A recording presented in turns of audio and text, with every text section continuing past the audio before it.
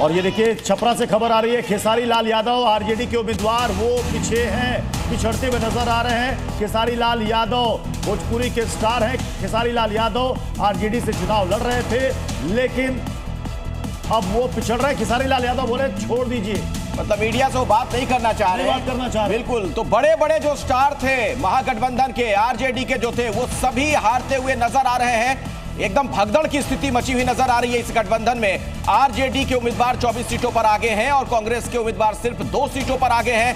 CPI और CPM के खाते में एक एक सीट जाती हुई नजर आ रही है और खेसारी लाल को यह कहना पड़ रहा है, मीडिया वाले जब सवाल पूछ रहे हैं तो, कि छोड़ दीजिए। तो खेसारी लाल यादव पीछे चल रहे हैं, चुनाव हारते हुए नजर आ रहे हैं, लेकिन मीडिया से वो बचते हुए नजर आए हैं।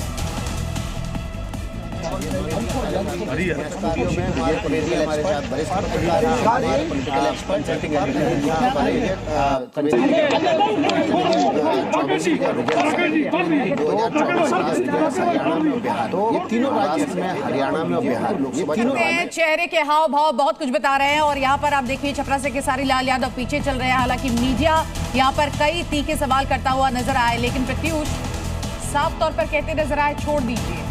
अभी वो क्या ही बोलेंगे। खेसारी लाल यादव आरजेडी से कैंडिडेट थे, छपरा से बहुत हॉट सीट बन गई थी, काफी सुर्खियों में और चर्चा में आ गई थी। लेकिन इस वक्त स्थिति जो है आरजेडी की इस वक्त सबसे बिगड़ी हुई नजर आ रही है। कहां पिछले विधानसभा चुनाव में सबसे बड़ी पार्टी के तौर पर उभरी थी और इस वक्त स्थिति ऐसी हो गई है, कभी 25 कभी 24 पर वो आकर सिमट रही है। एलओपी के लिए भी मुश्किल हो गई है। मुकेश जी लगातार मुस्कुरा रहे हैं, क्यों मुस्कुरा रहे हैं मुकेश जी?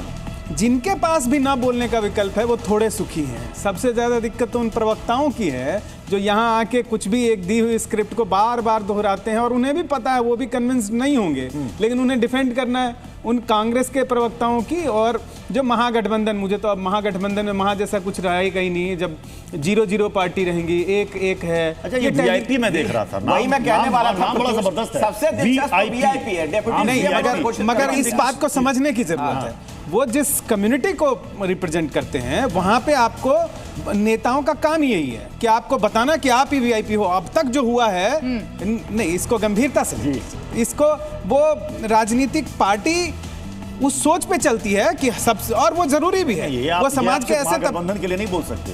ये यही वीआईपी, यही मुकेश सहनी एक समय में बीजेपी की आंखों के तारा था। वही चीज, बीजेपी इनको साथ साथ ट्रॉफी की तरह लिए घूमती थी। बिल्कुल। एक समय में वो महागठबंधन छोड़कर एनडीए में आ गए, उनके लिए ट्रॉफी थे, फिर वो ट्रॉफी खिसक कर आ गई आरजेडी के पाले में। जब उनके एमएलए उनके पास नहीं बचे तो बेचारे करते क्या, उनके चले गए थे खिसक कर। तो अब आरजेडी ने भी एआईएमआईएम के एमएलए को ले लिया अब जीतने के बाद। और एआईएमआईएम जब ये कह रहे हैं मुकेश जी, तो बड़ी इंटरेस्टिंग सी चीज है।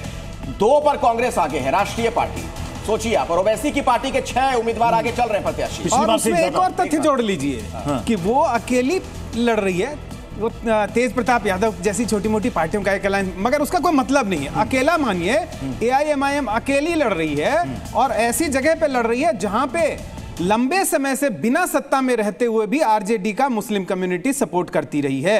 और पिछली बार 5 सीटें जीतने के बाद 4 विधायक छोड़ के चले गए, फिर भी अगर ये एक विधायक उनके साथ रहा था, 4 विधायक छोड़ के आरजेडी में चले गए थे। इस बार तो 6, यानी कि पिछली बार से 1 से ज्यादा ला रहे हैं।